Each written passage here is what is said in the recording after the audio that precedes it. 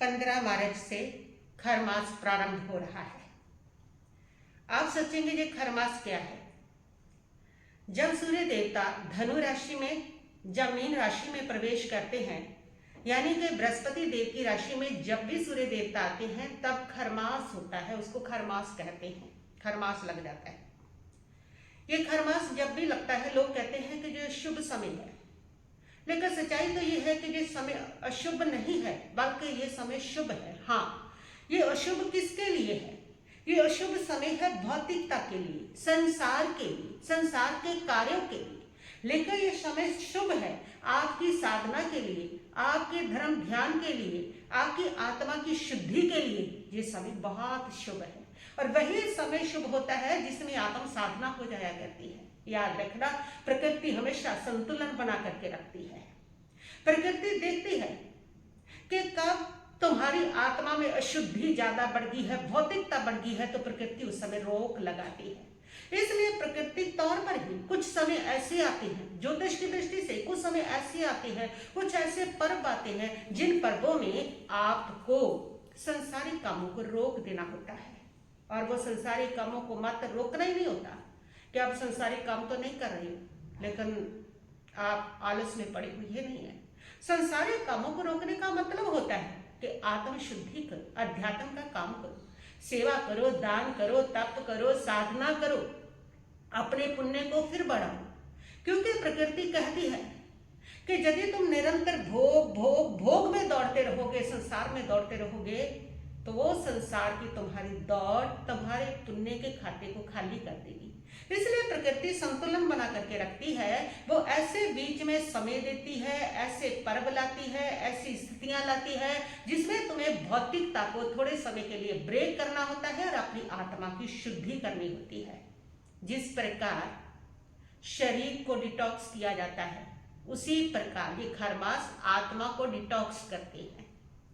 यदि आप शरीर को डिटॉक्स नहीं करोगे, निरंतर खाते रहोगे और निरंतर उसके अंदर जितने टॉक्सिन्स बने हैं उनका फिर से वैसे उपयोग करते चले जाओगे और उसकी देखभाल नहीं करोगे, नहीं रुकोगे, तो शरीर की हालत क्या होगी? मान लो शुगर है, शुगर के कीटाणु आपके भीतर बढ़ गए, लेकिन फिर भी मीठा खाने से नहीं रुक रहे हैं, तो हालत क्या होगी? बस वही हालत आत्मा की होती है। निरंतर अगर संसारिक भोग में दौड़ रहे हैं तो आत्मा दरिद्र हो जाती है और जीवन का जो पुण्य है वो खत्म हो जाता है।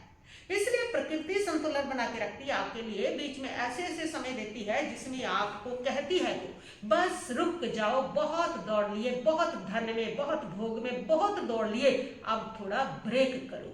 तो ये खरमास ऐसे ब्रेक करने के लिए आता है। और यही खरमास जितने भी भौतिक शुभ काम जिनको आप कहते हैं वो इस खरमास में वर्जित किए जाते हैं। क्योंकि जैसे सूर्य देवता मीन राशि में गुरु की राशि में जाते हैं तो उससे गुरु की शुभता कम हो जाती है। गुरु जैसे सूर्य के साथ होगा तो गुरु अस्त हो जाता है, और गुरु ज्ञान का कारक होता है, बुद्धि का कारक होता है, गुरु योग का कारक होता है। और जैसे गुरु की शुभता कम होती है तो उसमें कौन से कार्य रुकते हैं? जो कार्य रुकते हैं वो होते हैं कार्य जैसे शादी विवाह। जब खरमास होता है इसमें करने से उस विवाह में अस्थिरता और अशांति बनी रहती है, वो वर्जित है, वो नहीं करना चाहिए। और उसके साथ साथ सगाई, मुंडन वगैरह ये नहीं करना चाहिए। गृह प्रवेश, नए घर की नींव रखनी और घर के लिए नया घर खरीदना, ये सारे जो कार्य हैं वो भी इसमें वर्जित होते हैं। क्योंकि इस खरमास में जहां गुरु की शुभता कम हो जाती है, ऐसी स्थिति में जब आप ये काम करते हैं तो आपके घर के अंदर सुख शांति रहनी मुश्किल हो जाती है। और इस खरमास में और क्या नहीं करना चाहिए? इस खरमास में आपको किसी भी प्रकार की जो बड़ा इन्वेस्टमेंट है वो नहीं खरीदना चाहिए, बहुमूल्य चीजें भी नहीं खरीदनी चाहिए, उसकी खरीदारी बिल्कुल नहीं करनी चाहिए। हाँ, छोटी मोटी आपकी जो खरीदारी है वो आप कर सकते हैं, क्योंकि अगर आप इसमें कोई नया व्यापार चलाते हैं, नया प्रोजेक्ट चलाते हैं या कोई बड़ी खरीदारी करते हैं तो उसमें सफलता, उसमें लाभ होने की संभावना बहुत कम होती है। इसलिए वो सारा भी इसी में वर्जित होता है। यानी आपके ये भौतिक काम, शादी विवाह और उसके साथ साथ आपके जीवन में गृह प्रवेश, मुंडन संस्कार, सगाई, नया घर बनाना, प्रोजेक्ट, नया व्यापार और उसमें इन्वेस्टमेंट, बहुमूल्य वस्तुओं का खरीदना, ये सारी चीजें, सारे शुभ काम जो आपके जीवन के हैं वो इस खर मास में वर्जित होते हैं। और इसमें करना होता है आपको अध्यात्म की सेवा, इसमें करनी होती है आपको धर्म ध्यान, इसमें करना होता है आपको तप त्याग, इसमें करनी होती है आपको साधना। अगर आपके यहाँ पर कोई भी गरीब आया है तो उस गरीब को कभी लौटाना मत। किसी की मदद करो, किसी की सेवा करो, किसी का दान करो, कोई भी एनजीओ ज्वाइन करके उन गरीब लोगों की सेवा करो, ऐसा सोशल काम करो या अध्यात्म का ध्यान साधना करो। उसके लिए ये समय होता है ताकि आपकी आत्मा डिटॉक्स हो जाए, आपकी आत्मा से वो सारी शुद्धियां, सारे पाप जो आपको दुख देते हैं वो निकल जाए और आपके पुण्य के खाते में पुण्य जमा होता चला जाए, ताकि आपके जीवन की अगली जो जीवन यात्रा है वो सुख शांति पूर्वक चल सके। बैलेंस नहीं होगा, पाप भौतिकता होगी, भोग ही भोग होगा और उसमें कभी योग का पुण्य अगर जुड़ेगा नहीं तो यात्रा इतनी खतरनाक होती है, इतनी खस्ता हालत होती है, इतनी खस्ता स्थिति हो जाती है कि पग पग पर दुख और कष्ट संकट आते हैं। इसलिए प्रकृति संतुलन बनाती है आपके लिए कि आप संकटों से बच सको, आप भोग ही नहीं थोड़ा योग की ओर भी मुड़ सको। वो आपकी आध्यात्मिक कमाई है, वो आपकी पुण्य की कमाई है, वो आपकी जीवन यात्रा के लिए आपको सुख देने वाली, प्रकाश देने वाली कमाई है। इसलिए प्रकृति आपके लिए संतुलन बना करके रखती है। इसलिए ये खरमास वगैरह आते हैं। तो ये खरमास 15 मार्च को प्रारंभ हो जाएगा, 14 अप्रैल तक ये खरमास रहेगा, 1 महीना रहेगा। जैसे मीन की संक्रांति लगेगी, सूर्य देव मीन राशि में प्रवेश करेंगे और इस संक्रांति के साथ ही ये खरमास भी प्रारंभ हो जाएगा। तो इस खरमास में जितना आप सेवा का, जितना आप साधना का, जितना आप व्यावृत्ति का, जितना आप लोक भलाई का, जितना आप पुण्य का स्टॉक इकट्ठा कर सकते हो उतना स्टॉक इकट्ठा कर लो। ये समय उसी के लिए होता है, ये अवसर उसी के लिए होता है। और ऐसे समय में किया हुआ धर्म ध्यान, ऐसे समय में की हुई सेवा, ऐसे समय में की हुई साधना आपके जीवन में कई गुना होकर के फलित होती है।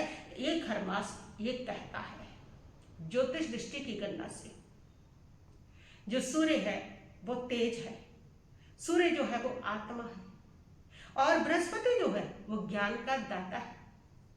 और वो आत्मा ज्ञान के घर में जब जाती है और उस समय यदि उस प्रकृति के उल्ट चलोगे, उस समय यदि भोग में चलोगे तो समस्या आएगी ना। प्रकृति के साथ चलना है, प्रकृति का संयोग ऐसा बन रहा है, प्रकृति का योग ऐसा बन रहा है, प्रकृति की स्थितियां ऐसी बन रही है कि आत्मा स्वयं ज्ञान के घर में पहुंच रही है, आत्मा स्वयं बृहस्पति देव के घर में पहुंच रही है और ज्ञान के साथ जुड़ रही है और वो योग के साथ जुड़ रही है, योग चाहती है। और ऐसे समय में जिस समय आपको प्रकृति जो है वो योग की ओर दे रही है, योग दे रही है, और ऐसे समय में भोग की ओर दौड़ना तो जीवन में प्रॉब्लम, समस्याएं खड़ी होंगी। इसलिए ज्योतिष शास्त्र के अनुसार और मान्यता के अनुसार, कुछ धर्म ग्रंथों के अनुसार ये सारी जो स्थितियां हैं वो बताई गई हैं कि ऐसे समय में आपके द्वारा ये शुभ काम वर्जित है, ये नहीं करने चाहिए। और ये आपको साधना, सेवा, किसी दीन दुखी की सेवा करो, किसी गरीब की सेवा करो और जीवों की सेवा करो, जीव दया को पालो, अध्यात्म की और योग की ओर मुड़ो और ध्यान करो, मेडिटेशन करो। 1 महीना जाप लगा लो, 1 महीने की नवकार महामंत्र का 1.25 लाख का जाप लगा लो।